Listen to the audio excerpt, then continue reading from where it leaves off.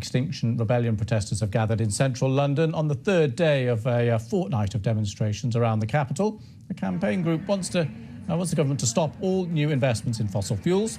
It's calling this two-week-long protest across central London the Impossible Rebellion. Well, our chief environment correspondent, Justin Rowlatt, has been at Oxford Circus.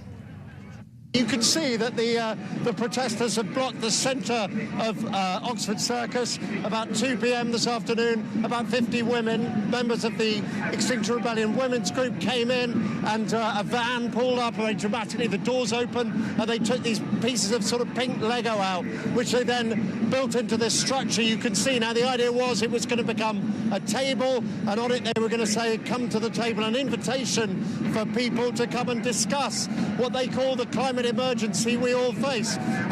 The police very rapidly came in. Same number, about 50 police came in and surrounded them. They did manage to chain themselves together and also to build the basic structure that you see behind me. I hope you could see behind the sign that they've put up.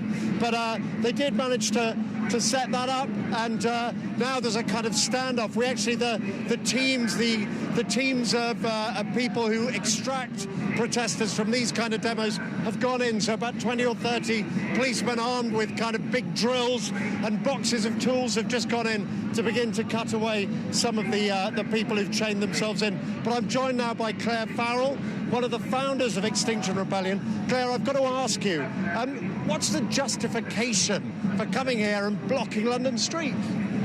Well, you all saw the UN Code Red report that came out the other day. It lasted about 24 hours in the news cycle. There's never been a more important piece of news to all of humanity. So one of the things these protests do is they allow it to stay on the agenda. They allow people like you guys to cover it more broadly, and they show the politicians that there is a public mandate for change. But you know that lots of people who are trying to get home from their work would say, look, what right have you got to block the streets? Isn't this an arrogant thing for you to do?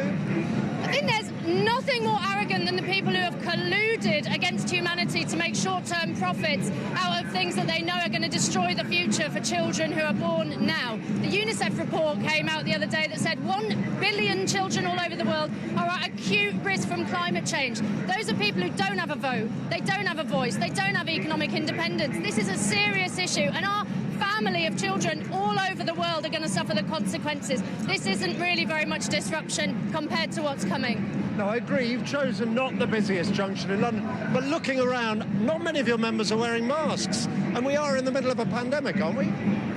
Well, yeah, I think lots of people have masks, but we also know, I think, that the low rates of transmission outside, I mean, I can't say any more than that. You know, lots of people are vaccinated, lots of people feel more able to come out on the streets, thank goodness, because this crisis isn't waiting for other things like the pandemic. Now, this is day 3 of what's billed as 2 weeks of protests. What else have you got in store? What else are you going to do?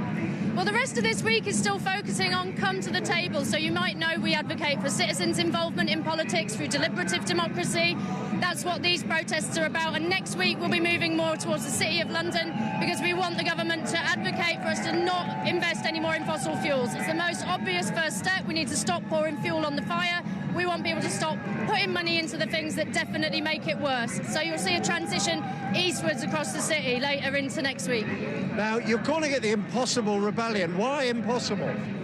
Because it seems impossible for us to respond in an adult way, in a grown-up way to this situation. We've been told civilizational collapse and economic collapse is on the horizon. People are still not acting as if it's a crisis. I don't know what it's going to take, but, we feel the situation is impossible and it deserves an impossible response. Claire Farrell of Extinction Rebellion, thank you very much indeed.